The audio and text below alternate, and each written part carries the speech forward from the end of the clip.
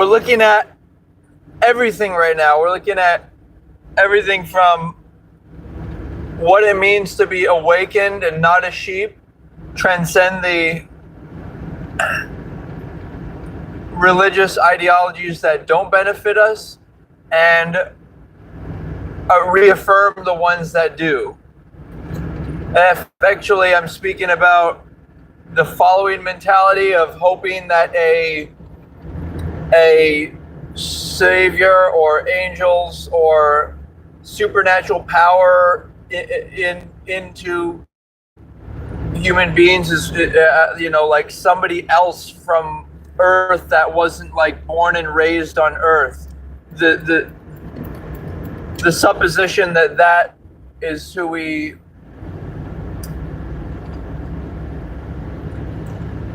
that's the person that we need. I think that's insulting to our human intelligence, and it's not human, so it doesn't make sense to, like, if humanity can't figure it out, then they should become extinct. Okay? If we can't pool our collective resources, come up with solutions, then why? Like, of course, yes, yeah, maybe there'll be some exceptions, like if we're having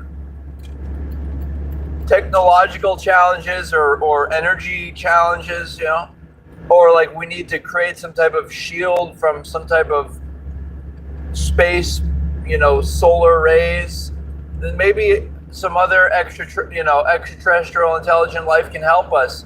Maybe they can give us some ideas about how to better do nuclear energy. But just in general, if we can't figure out how to coexist as humans, then that's on us. And there's many other places to reincarnate in the universe. So as pure consciousness as we are, there shouldn't be any worry attached. It should be a confidence that this is who we are. We are all that is. We're the underlying essence that animates all of life.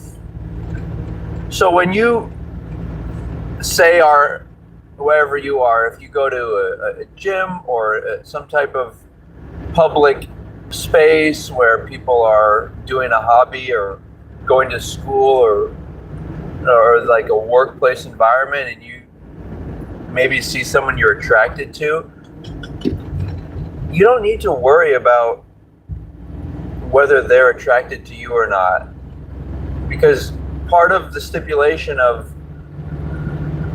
a person is my wife is that, or husband, is that they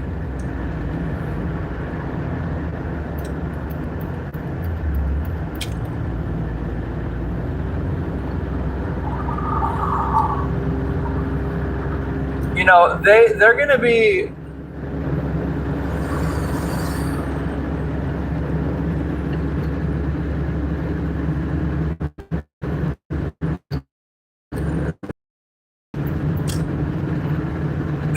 that person is going to like you for who you are. And remember, the orientation has to be around GoddessV, at least for.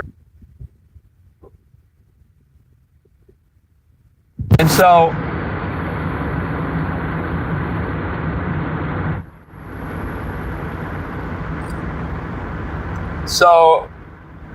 that isn't. That's not actual marriage. Like, you got to be really careful, especially if you're actually smart about noticing the vocabulary that the linguistics they're using. Because it'll trick you.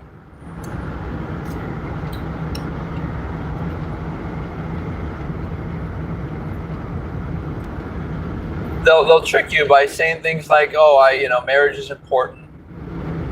when in fact it's not. And so on my first super chat message, $20 at the end of the show, instead of it being $200 or $100, they do like a last call for $20. It's a good chance to try to get some information in. I clipped it and then TikTok of it. So if you search Team so yeah, on TikTok you can get stuff boosted. And so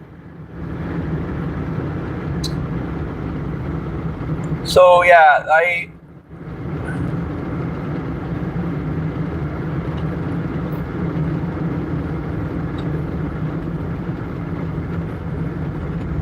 so check that out. But basically I talked about how, like, what's ideal. Like, these people always like to say, well, oh, feminist this, or oh, you know, there's exceptions to the rule, abortion that, or they like to talk about, well, how many body count is okay, or is it okay to, like this, that, and the other, and then they'll say like, oh, who's judging who and all this. For like, putting all that aside for a moment, let's consider what's ideal. And this is where you see the reality or the realness of a person. Like, it's kind of like, what would you do if you had enough money to, not feel like you were, under pressure of things? As a mom, would you rather pay somebody else raise your children and make them meals? No matter how wealthy I am, or as my wife, I'm going to want her to raise and homeschool them. Yes, to extracurricular activities, but the school system is not going to be as good as homeschool, because the school system is you have people who are who are amoral in the classrooms and bullies, and you have drugs and everything. Maybe if you can afford private school, but the thing is, it's like, maybe you can't afford public school. So that's obviously something that I don't think people seriously consider before having kids. They just have kids because they know that they want to be with each other. But you want to have the financial stability to ensure a base level of dignity for your children.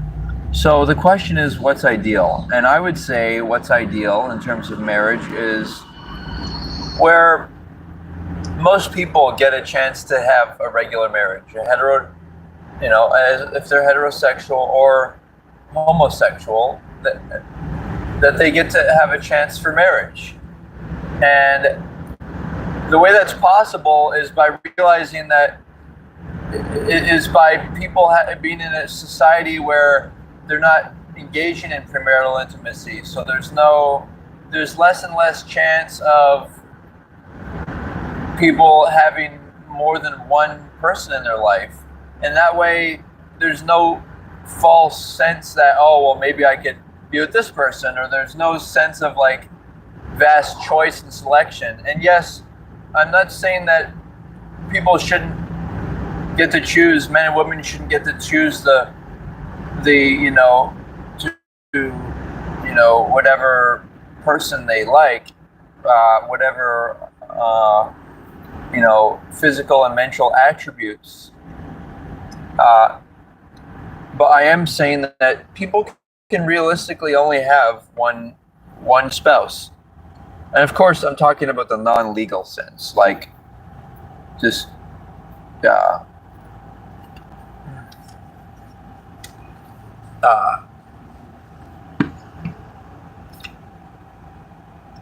right. So ideal. So it's ideal that everyone be virgin, and then two virgins get married, and they, and people say that you need to assess sexual compatibility. You can do that in over the internet. You can talk about women, by the way, need to, of course, use dildos, and they need to be able to know their bodies and enjoy their bodies. And then, but the conversations like, you know, a men's private size, is it compatible with a woman? Well, it's like saying a man is not large enough is the same as saying a woman is not small enough in her internal vaginal canal.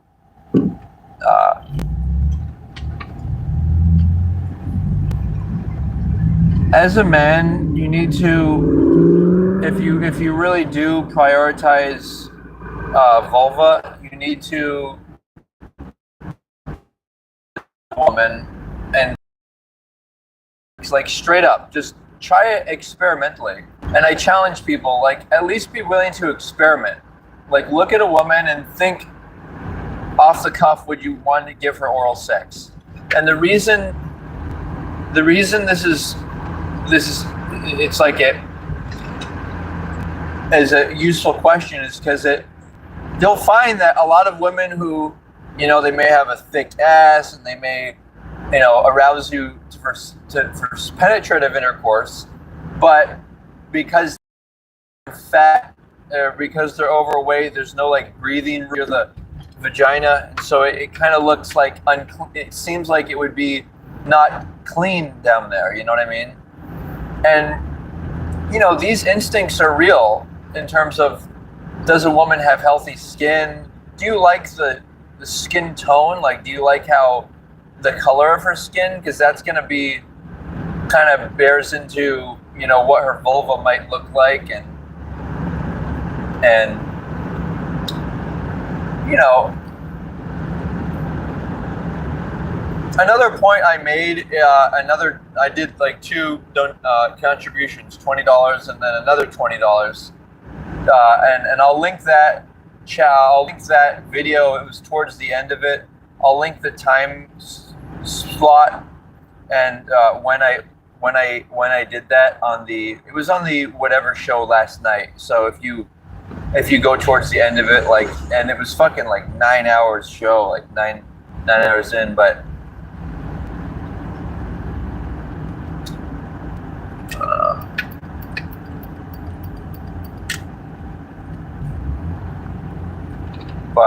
the point being is,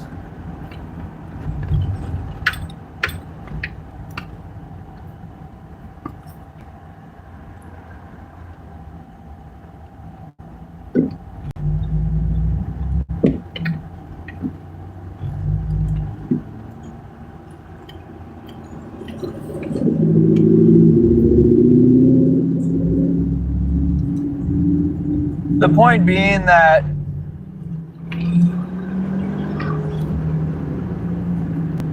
all right, hold on guys, what was the emphasis I was trying to place here?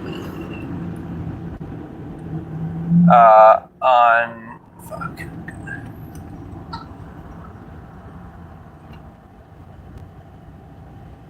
I'm trying to think, what was I trying to fucking say?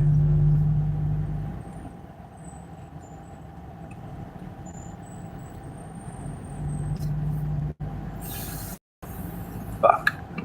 All right, so the second message, what did I say? I said, I was saying something to the effect of like, vulva is God, and you know, that's the only source of meaning and peace. And like, when you discover her, you're instantly free, you're saved. Like, once you really realize that you like vulva. Okay, here's what I was saying. I was saying that it's actually more masculine to want to worship vulva and give oral sex as the principal and defining and most important act. And of course, all the other acts are fun, you know, receiving oral sex, but it's actually very masculine to give oral sex, because it's not about the emotion or it's not about the man being controlled by his desires to get off.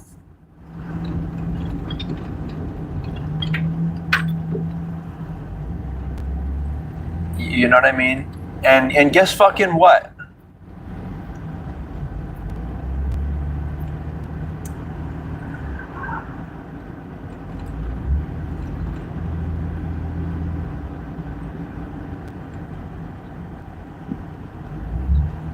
it's not about him trying to get off. You see what I mean?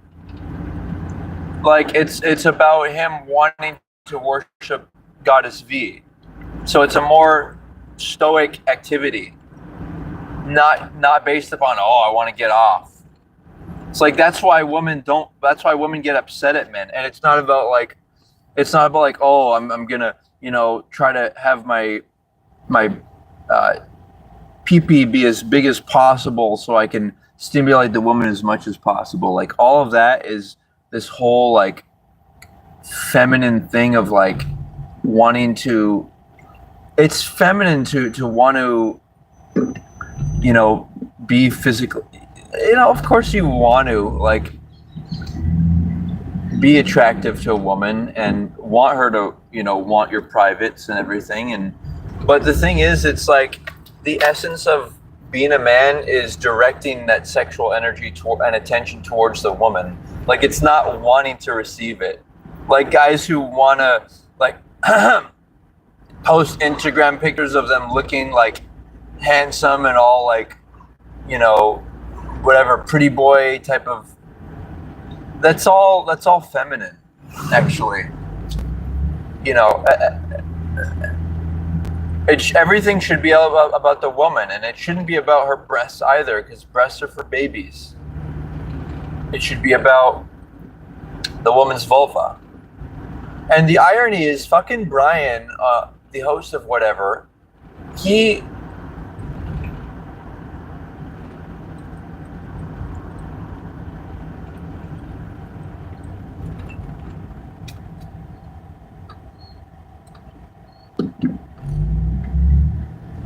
Brian has this thing about he's like into bigger labia, and as am I. I like to feel like I'm sucking on something. But Brian was like a little hesitant. Like I think part of it is because it's new, and like the fucking women on the podcast didn't even say, thank you for the love for vulva. Like they didn't even fucking say it. So that just shows you that women don't really have. Okay, here's another point I was trying to make, is that women are like followers. And I'm not trying to be disparaging, sexist, or like want to like have a gotcha moment here. I'm trying to convey that women naturally prefer to be followers. They don't want to work. They'd rather be at home and be following a man. Like as a woman, would you rather be following a boss at work, or would you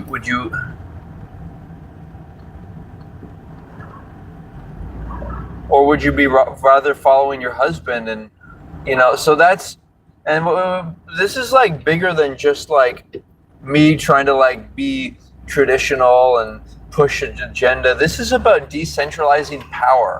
Like when you all send your kids to school and rely on the government for fucking, especially the women who, say, oh, it's no big deal if we break up, the government will pay me and get the husband to pay me alimony and everything. Like that's a third party. That's a third like entity, a third like collection of persons. It's like adding more people to your marriage. That's why it's so important to have an individual marriage.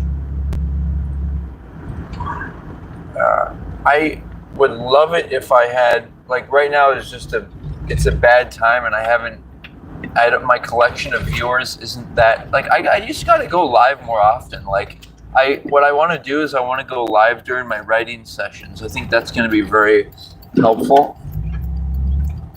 If I go live like during my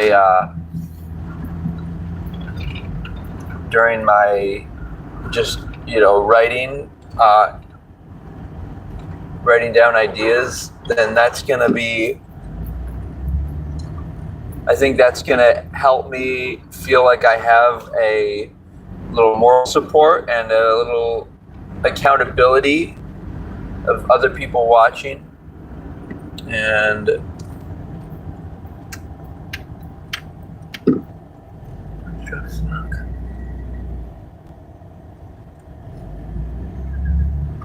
that was weird. Yeah. Uh,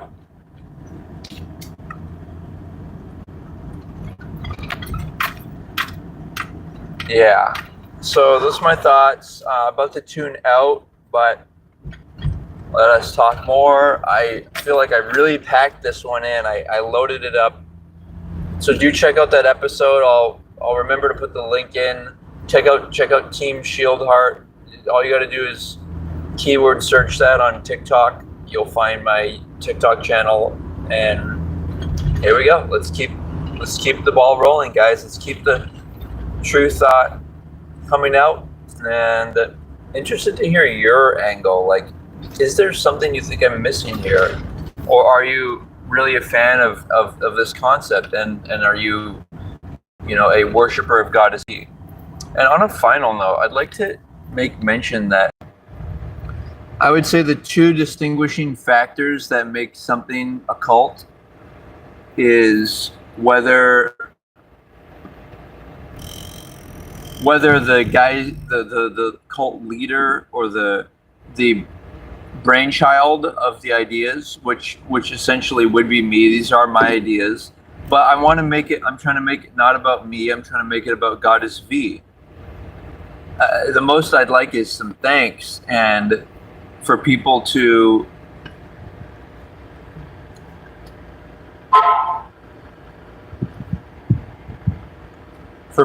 get into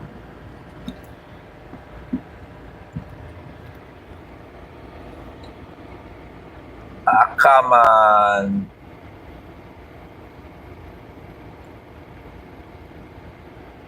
You guys are fucking kidding me. So the two things that make it a cult leader are, one, the guy trying to extract resources. Like, the only resources I want from people are if they want to like create a TikTok channel and then repost my TikTok videos and then pay to get them boosted, because that would obviously help spread the message. The other thing that cults are really known for being like a defining factor that makes it the bad is like the cult leaders trying to get like sexual attention, or like multiple sex partners, so use it as some type of leverage for that. And I only want one woman. Any guy who wants more than one woman, like, it's queer. It's like, why is one woman not attractive enough? All right, those are my thoughts. Let's talk more. Aloha.